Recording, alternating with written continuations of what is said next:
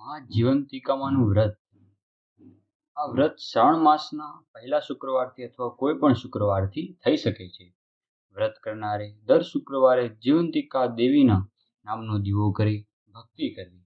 એકટાણું થઈ શકે પરંતુ પીળું વસ્ત્ર પહેરાય નહીં. તો વાત છે કાશીનગરમાં એક રાજા રાજ કરે.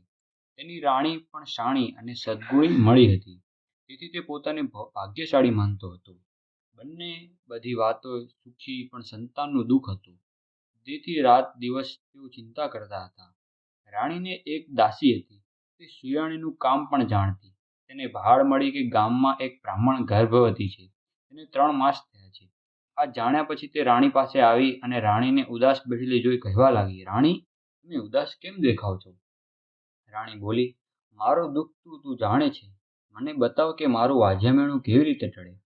દાસીએ પોતાની યુક્તિ જણાવતા કહ્યું, રાણીબા, આપણા ગામમાં પુરાણીની પત્ની પદ્માને દિવસો રહ્યા છે.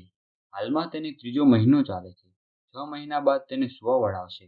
ત્યારે તેનું બાળક હું ચૂપકીથી તમારી પાસે મૂકી જઈશ. પણ હા, તમારે આજથી એવો ડોળ કરવાનો કે તમને દિવસો રહ્યા છે અને 3જો મહિનો ચાલે છે. આમ કરવાથી પારકા સંતાનને પણ તમારો કોડ પૂરો થશે. રાણીને આ વાત ગમી ગઈ. ત્યારથી નગરમાં આ વાત ફેલાઈ ગઈ કે રાણીને દિવસો રહ્યા છે અને હાલમાં 3જો મહિનો ચાલે છે. ખરેખર ભગવાને રાજાની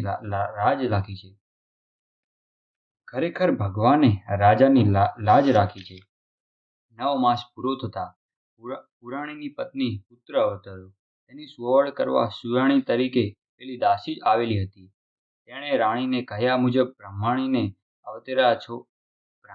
અવતરેલા છોકરાને ચાલાકીથી રાણી પાસે પહોંચતો કરી દીધો અને ઠાવકું મોઢું રાખીને મહેલમાં બીજી દાસીઓને તેણે ખબર આપી કે રાણીબાએ એક રૂપાળા પુત્રને જન્મ આપ્યો છે. દાસીઓએ વધામણી સાંભળીને ખુશ થઈ ગઈ. આખા નગરમાં સમાચાર પ્રસરી ગયા. રાજમહેલમાં આમ આનંદ હતો ત્યારે પુરાણીની ત્યાં રોકડ મચી ગઈ હતી. બ્રાહ્મણીને બાળક અવતર્યું પણ તે ક્યાં ગુમ થયું ગયું તેની કોઈને ખબર પડી ન હતી. આથી બ્રાહ્મણ અને બ્રાહ્મણી કલ્પાંત કરી રહ્યા હતા. બ્રાહ્મણી દર વર્ષે જીવંતિકા દેવી વ્રત કરતી હતી. આ વખતે શ્રાવણ મહિનાની પહેલા શુક્રવારથી તેણે જીવંતિકા દેવીનું વ્રત આદર્યું હતું અને 3 શુક્રવાર પસાર થઈ ગયા હતા. એટલે એનું શ્રદ્ધાપૂર્વક વ્રતનું ફળ મળ્યું. જીવંતિકા દેવી તેના ઉપર પ્રસન્ન થયા હતા અને તેનો પુત્ર રાણી પાસે હતા તેનું રક્ષણ કરી રહ્યા હતા. બ્રાહ્મણીનો પુત્ર રાજેને ત્યાં લાડકોડમાં ઉછેરવા લાગ્યો.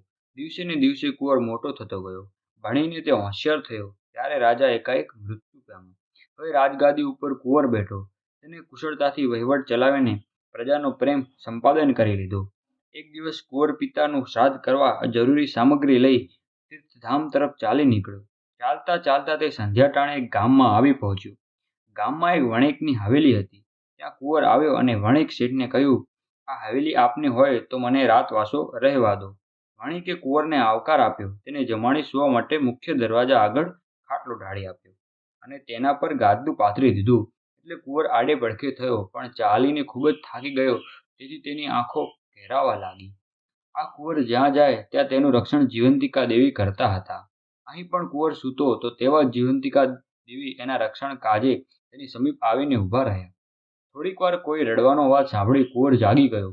ઉઠીને દીવાના પ્રકાશમાં જોયું તો ખંડના એક ખૂણામાં સૂતેલો વણિયો રડી રહ્યો હતો. કુંવર તેની પાસે ગયા અને પૂછ્યું, વણિક શેઠ, તમને શું દુઃખ છે કે આમ રાતના રડવા બેઠો છો? વણિકે કહ્યું, હે મુસાફર, મારે ત્યાં જેટલા બાળકો જન્મે છે તે બધા 7મે દિવસે મરી જાય છે. આ વખતે મારી પત્ની સુવાવડમાં છે. તેને રૂપાળો દીકરો અવતર્યો છે. આજે તેને 6ઠ્ઠો દિવસ છે અને કાલે 7મો દિવસ ઉગતા જ દીકરો મરી જશે. આથી હું રડી રહ્યો છું. રડે નહીં તો હું શું કરું? કુંવરે કહ્યું, શેઠ, વિધિના લેખ પર કોઈ મેઘ મારી શકતું નથી. અફસોસ ન કરો. બંને વાત કરતા બંધ થઈ ગયા. શેઠ પાછા સૂઈ ગયા અને કુંવર જાગતો પડ્યો રહ્યો. બરાબર મધરાતે થઈ હતા ત્યાં વિધાતા દેવીની હવેલીમાં પ્રવેશ કર્યો. તે જોઈ કુંવરની રક્ષા કરેલા રહેલા જીવંતિકા દેવીએ પડકાર કર્યો, વિધાતા, તું છોકરાના છઠ્ઠીના લેખ લખવા આવી તે જાણ્યું તો મને બતાવ કે તું શું લેખ લખવાની છે. વિધાતાએ કહ્યું, હું કોઈને કહેવાની નહીં. છતાં તમે જીવંતિકા દેવી છો એટલે હું કહું છું કે સવાર પડતા જ છોકરો મરી જશે. આટલું જ લખવાનું છે. જીવંતિકા દેવીએ કહ્યું, હું આ ઘરમાં છું અને તું છોકરા માટે એવું અશુભ તો નહીં લખી શકે. દીર્ઘાયુ લખીને તું તારા રસ્તે પડી જજે. વિધાતા લાચાર બની ગઈ. તે છોકરા પાસે ગઈ અને તેના છઠ્ઠીના લેખ દીર્ઘાયુ આયુષ્ય લખીને ચાલી ગઈ. સવારે વાણીઓ પડખે સૂતેલા છોકરાને જીવતો જોયો ત્યારે તેના હરખનો પાર રહ્યો નથી. આ જાણીને ઘરમાં બધાને આનંદ થયો. વાણીએ માન્યું કે આવનાર જનાર સારા પગલાંના સદાચારી છે. તેના પગલાં થવાથી જ ઘરમાં અશુભ થતું અટક્યું છે. 2 દિવસ પછી કુંવરે જવાની રજા માગી તો વાણીઓ અને વાણી રહેવાનો ખૂબ જ આગ્રહ કર્યો, પણ કુંવર નીકળી પડ્યો. નીકળતી વખતે કુંવરે વચન આપ્યું કે પોતે પાછો ફરશે ત્યારે 1-2 દિવસ જરૂર રોકાશે. શ્રાદ્ધ ક્રિયા કરી કુંવર પાછો વણિક શેઠની હવેલીમાં આવ્યો અને રાતવાસો રહ્યો. આ વખતે વણિકની જૂની પત્નીની સુવાળ આવી હતી.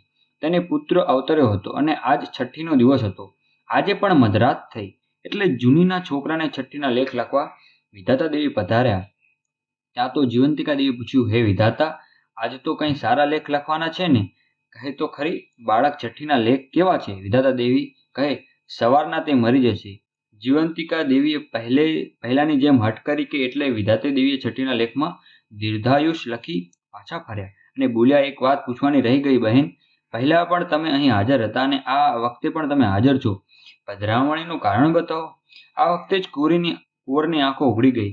પોતાના ખાટલા આગળ કોઈ વાતું કરતું હોય તેવું તેને લાગ્યું. હજી પણ બંને વાતે કરી રહ્યા હતા. જીવંતિકા દેવી કહે, બહેન, ખાટલામાં સૂતેલા કુંવરની માતા 7 વર્ષથી મારું વ્રત કરે છે. મારા વ્રતનો મહિમા શુક્રવારનો છે એટલે દર શુક્રવારે તે મારા નામનો દીવો કરી મારી ભક્તિ કરે છે. મારા વ્રતને નિયમ મુજબ તે પીળા રંગના કોઈ પણ વસ્તુનો ઉપયોગ કરતી નથી.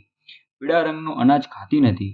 પીળા વસ્ત્રો પહેરતી નથી. આમ શુક્રવારે તે મારું જીવંતિકાનું વ્રત કરે છે. તેથી હું હંમેશા તેના પર પ્રસન્ન રહું છું. આ કુંવર તેનો જ દીકરો છે એટલે તે જ્યાં હોય ત્યાં હું તેનું રક્ષણ કરવા હાજર થઈ જાઉં છું. વિધાતા દેવી હર્ષ પામીને ચાલ્યા ગયા. સવારે વાણિયા પડખે સૂતેલા છોકરાને જીવતો જોયો અને વાણિયાને એ વાતની ખબર પડી એટલે તેણે કુંવર પાસે જઈ કહ્યું, હે જવાન, ખરેખર તમે મહા ચમત્કારી પુરુષ છો. તમારા શુભ પગલાંની સાથે જ મારા ઘરમાં અશુભ થયું નથી. છોકરો જીવતો રહ્યો છે, માટે થોડા દિવસ મારે ત્યાં રોકાઈ જાઓ. એ બધો જીવંતિકા દેવીનો પ્રતાપ છે, કહી કુંવર વણિક શેઠની રજા લઈ ચાલી નીકળ્યો. કેટલાક દિવસો બાદ તે પોતાના રાજમહેલ આવી પહોંચ્યો અને રાણીને જોતા જ નમન કરીને પૂછ્યું, માતાજી, આપ હાલમાં કોઈ વ્રત કરો છો? રાણી કહે, બેટા, અગાઉ મેં કોઈ વ્રત કર્યું નથી અને અત્યારે પણ કરતી નથી. કુંવર સમજી ગયું કે આ મારી સગી જનિતા નથી. મારી માતા તો જીવંતિકાનું વ્રત કરે છે, માટે તેને મારે ગમે ત્યાં સુધી કાઢવી પડશે. એવામાં પવિત્ર શ્રાવણ માસ બેઠો અને તેનો પ્રથમ શુક્રવાર આવ્યો એટલે કુંવરે સવારમાં નગરમાં ઢંઢેરો પીટાવ્યો કે આજે મહેલમાં આગળ જમણવાર છે, માટે દરેક સ્ત્રીએ ખાસ પીળા વસ્ત્રો પહેરી સાંજે જમવા આવવું. 7 થતાં પહેલા નગરની નારીઓ પીળા વસ્ત્ર પહેરીને મહેલ આગળ જમવા જમા થઈ. તો પણ કુંવરે પ્રધાનજી મારફતે નગરમાં તપાસ કરાવી કે કોઈ સ્ત્રી જમવા માટે બાકી તો નથી રહી જતી ને. તપાસમાં પ્રધાનજીએ એક બ્રાહ્મણીએ કે એવું કહ્યું કે હું જીવંતિકા માતાનું વ્રત કરી છું, તેથી શુક્રવારે પીળા રંગના વસ્ત્ર પહેરતી નથી, માટે મારાથી જમવા આવી શકાશે નહીં. કુંવરે બ્રાહ્મણીને પહેરવા ગુલાબી વસ્ત્રો મોકલ્યા એટલે તો તે સાડી પહેરીને બ્રાહ્મણી જમવા આવી. ત્યાં કુંવર જ હતો. મા દીકરા એકબીજાને જોયા. સાથે જ બ્રાહ્મણીએ દીકરા પ્રત્યે હેત ઉભરાયું અને તેને ધાવણ ચડ્યું અને દૂધની શેર છૂટીને પાટ પર બેઠેલા કુંવરના મુખમાં પડી. આ આશ્ચર્યજનક બનાવ જોઈ સૌ સ્તબ્ધ બની ગયા. ત્યાં કુંવરે ખુલાસો કર્યો, આ મારી જનિતા છે. મને ઘણા વર્ષે જોતા તેને વહાલ ઉભરાયું છે. આ સાંભળી બોલી, બેટા, તારી માતા તો રાણી છે, છતાં તું મને માતા કેમ કહે છે? કુંવરે બંને દેવીઓ વચ્ચે થયેલી વાતચીત કહી સંભળાવી અને વધુ ખાતરી કરવા માટે તેને રાણી પાસે લઈ જઈ બોલ્યો, રાણીબા, સાચું કહોજો, તમારો સગો દીકરો છું અને તમે મને પાળી પોષીને મોટો કર્યો છે. રાણીએ ખરી હકીકત કહી એટલે સર્વમાં જાહેર થઈ ગયું કે બ્રાહ્મણી એ જ કુંવરની ખરી માતા છે. આ વાતની ખબર જતા આવેલા સ્ત્રીઓમાં પડેલતાએ બ્રાહ્મણી પાસે આવીને કહેવા લાગી, હે ગૌરીમાં, તમે જીવંતિકાનું વ્રત કરો છો તે અમારે કરવું છે, તો તમે કેવી રીતે અને ક્યારે કરવું તે સર્વ વિધિ જણાવો.